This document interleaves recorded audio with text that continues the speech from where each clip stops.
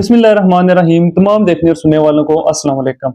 आज मैं बात करूंगा कि अगर किसी ने सफेद मोतिया का ऑपरेशन कराया और ऑपरेशन के बाद वो अपने लेंस से सेटिस्फाई नहीं है,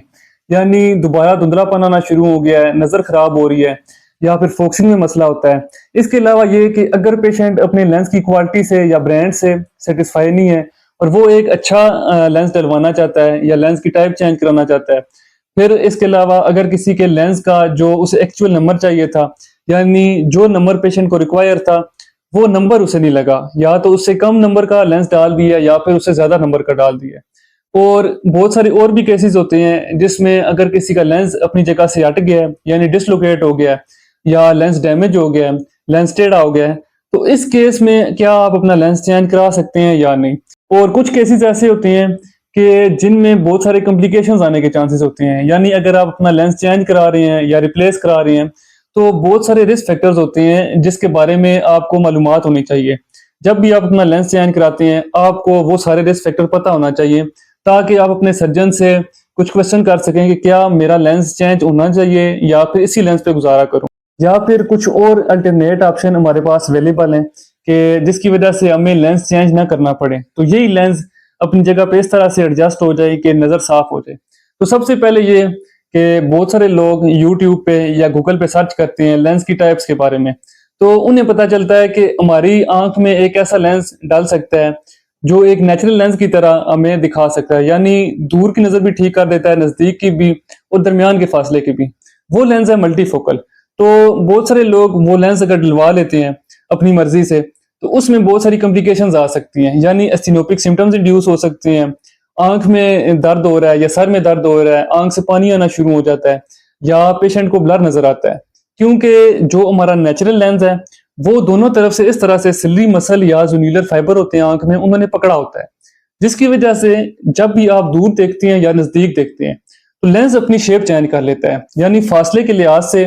लेंस अपनी शेप चेंज कर लेता है या फोकसिंग चेंज कर लेता है। लेकिन जो मल्टीफोकल लेंस है, जो भी आर्टिफिशियल लेंस है, वो इस हिसाब से अपनी शेप चेंज नहीं कर सकता, जिसकी वजह से पेशेंट की आंख से पानी आना शुरू हो जाता है, सर में दर्द होता है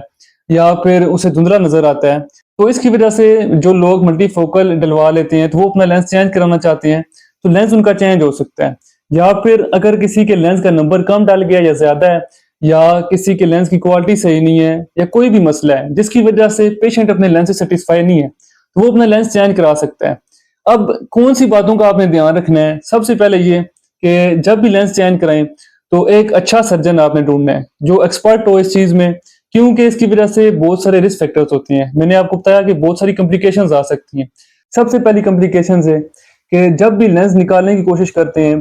तो अगर लेंस सही से नहीं निकला, क्योंकि बार बार लेंस अपनी जगह से हट रहा है, उसके जूनिलर फाइबर या सिलरी मसल वीक हो गए हैं, क्योंकि नेचुरल लेंस जिस तरह से लगा होता है, उसके बाद अगर आप बार बार लेंस चेंज करा रहे हैं तो जो उसके सिलरी मसल या जूनिलर फाइबर हैं या जो बैग होता है वो बहुत ज्यादा फ्रेजाइल होता है, तो वो अपनी जगह से हटने के या फिर वो उसके डिटैच होने के बहुत ज्यादा चांसेस होते हैं। क्योंकि जब भी लेंस चेंज करते हैं तो जो नेचुरल लेंस था जो अपनी जगह पे सही मजबूती से लगा हुआ था,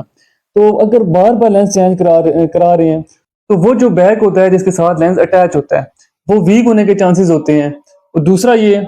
कि लेंस की वजह से बहुत सारी कॉम्प्लिकेशंस आ सकती हैं, यानी अगर इंस्ट्रूमेंट की वजह से कोई ट्रोमा या इन्फेक्शन हो गया, यानी अगर मिसाल लेके एंडोथेल्माइटिस हो जाता है